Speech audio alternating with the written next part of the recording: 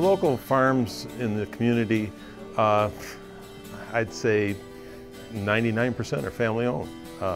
Some are large families, some are combined families.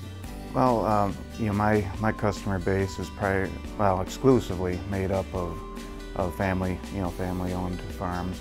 They vary in size. You know, I have a number of part-time farmers that have a full-time day job, and then I also have, you know, an extended family.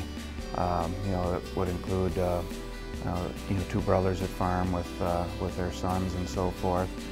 Corporate farming, I don't really like that term. I don't even know what that means. The customers that we work with are people.